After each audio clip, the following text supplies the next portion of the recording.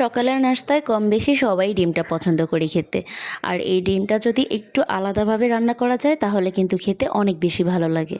আজকে একদম ভিন্ন স্বাদের ভাপা ডিম ভুনা করে দেখাচ্ছি।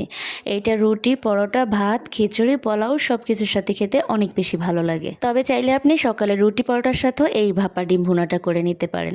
এটা কিভাবে সবচেয়ে বেশি মজা করে রান্না করতে পারবেন সেই রেসিপিটাই আজকে আপনাদের সাথে শেয়ার করেছি। আশা করছি আপনাদের কাছে ভালো লাগবে।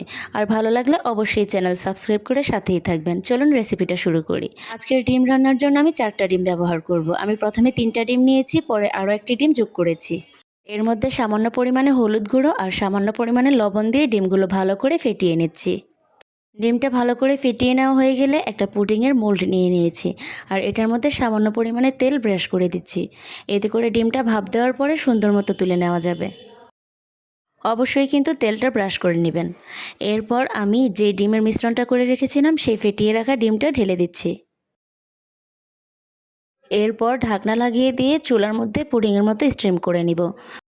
এই সময়ের মধ্যে আমি 3টা পেঁয়াজ ছোট টুকরো করে কেটে নিচ্ছি আর 2টা টমেটো ছোট টুকরো করে কেটে নেব। এই দুইটা একই সাথে ব্লেন্ড করে দিব ডিম ভুনার জন্য। এই ডিম ভুনাটার মধ্যে পেঁয়াজ আর টমেটোটা একই সাথে ব্লেন্ড করে দিলে গ্রেভিটা অনেক বেশি গাঢ় হবে আর খেতেও অনেক বেশি ভালো লাগবে। 4টা ডিমের জন্য 2টা টমেটো আর 3টা পেঁয়াজে যথেষ্ট। আপনারা যদি ডিমের পরিমাণটা বাড়িয়ে নেন তাহলে টমেটো আর পেঁয়াজের পরিমাণটাও বাড়িয়ে নিতে পারবেন। এখন এই সব কিছু একটা ব্লেন্ডারের জারে নিয়ে ব্লেন্ড করে নিচ্ছি। এরপর একটা দুধের মিশ্রণ করে নিচ্ছি।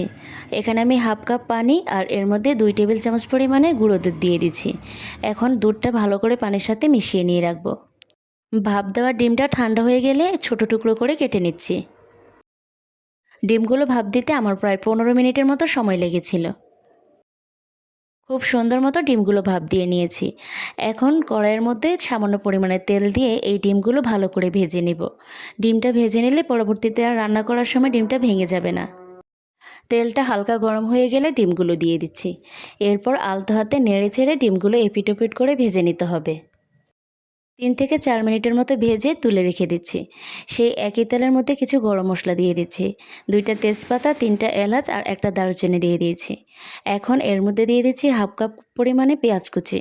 পেঁয়াজটা খুব মিহি করে কুচি করে নিতে হবে। পেঁয়াজগুলো 6 থেকে 7 মিনিটের মতো ভেজে নিচ্ছি, যেন পেঁয়াজের কোনো রকম কাঁচা গন্ধ না থাকে। অবশ্যই চুলার আঁচটা মিডিয়াম টু লোয়ে রেখে রান্না করবেন, তাহলে তাড়াতাড়ি পেঁয়াজটা পুড়ে যাবে না। এর মধ্যে আমি হাফ চামচ পরিমাণে রসুন বাটা দিয়ে দিয়েছি। এখানে শুধুমাত্র রসুন বাটাটাই ব্যবহার করবেন। এরপর রসুন বাটাও ভালো করে ভেজে নিচ্ছি। এখন এর মধ্যে যে মশলাটা ব্লেন্ড করে রেখেছিলাম পেঁয়াজ আর টমেটোর মিশ্রণ সেটাই ঢেলে দিব। এটা কিন্তু আমি একদম মিহি পেস্ট করে ব্লেন্ড করেছি। এখন এই মিশ্রণটা দিয়ে প্রায় 5 থেকে 7 মিনিটের মতো ভেজে নিতে হবে, যেন পেঁয়াজের কোনো কাঁচা গন্ধ না থাকে। বাটা পেঁয়াজের কাঁচা গন্ধ থাকলেও খেতে ভালো লাগবে না। এই বাটা মিশ্রণটা ব্যবহার করার কারণে গ্রেভিটা অনেক বেশি গাঢ় হবে আর দেখতেও ভালো লাগবে। এরপর কিছু শুকনো উপকরণ দিচ্ছি। হাফ চামচ পরিমাণে হলুদ গুঁড়ো, 1 চামচ মরিচের গুঁড়ো আর 1 চামচ দিয়ে দিয়েছি জিরা গুঁড়ো। এই শুকনো উপকরণগুলো ভালো করে মিশিয়ে নিচ্ছি। এরপর এখানে ব্যবহার করব স্বাদমতো লবণ। যেহেতু ডিম ভাপ দেওয়ার সময় লবণ ব্যবহার করেছি তাই লবণের পরিমাণটা খুবই কম ব্যবহার করতে হবে। সবগুলো মশলা ভালো করে ভেজে নেওয়ার পরে যখন একটা গ্রান বের হবে তখন এর মধ্যে আমি দুধের মিশ্রণটা ঢেলে দিব। এই গুঁড়ো দুধের মিশ্রণটা ব্যবহার করার কারণে ডিম ভুনাটা খেতে অনেক বেশি ভালো লাগবে আর দেখতেও খুব সুন্দর একটা কালার আসবে। যেহেতু আমি এখানে হাফ কাপ পরিমাণে দুধের মিশ্রণ ব্যবহার করেছি তাই আমি আরও হাফ কাপ পরিমাণে পানি দিয়ে দিচ্ছি। এখন পানিটা ফুটে ওঠা পর্যন্ত অপেক্ষা করছি। এ পর্যায়ে চুলার আঁচটা লোয়ে রেখে রান্না করতে হবে, তা না হলে পানিটা টেনে গ্রেভিটা তাড়াতাড়ি গাঢ় হয়ে যাবে। এর মধ্যে এখন ভেজে রাখা ডিমগুলো দিয়ে দিচ্ছি। ভেজে রাখা ডিমগুলো দিয়ে মশলার সাথে ভালো করে মিশিয়ে নিতে হবে। খুব ভালো করে মিশিয়ে নিয়েছি। এখন এর মধ্যে আমি 3টা কাঁচামরিচ মাঝখান থেকে ভেঙে দিয়ে দিচ্ছি। কাঁচামরিচটা দেওয়ার কারণে খুব সুন্দর একটা গ্রান আসবে। যাতে অনেক বেশি ঝাল না হয় সেজন্য আমি শুধুমাত্র মাঝখান থেকে ভেঙে দিয়েছি। এখন এর মধ্যে 1 চামচ পরিমাণে ঘি দিয়ে দিব। আর ঘিটা দিলে খুব সুন্দর একটা গ্রানও আসবে আর খেতেও খুব ভালো লাগবে। যদি হাতের কাছে ঘি না থাকে তাহলে বাদ দিতে পারেন, তবে থাকলে অবশ্যই দিবেন। আমার ডিম রান্নাটা প্রায় হয়ে এসেছে আর গ্রেভিটাও গাঢ় হয়ে গিয়েছে। এখন সব শেষে হাফ চামচ পরিমাণে গরম মশলার গুঁড়ো ছিটিয়ে দিয়ে নামিয়ে নেব।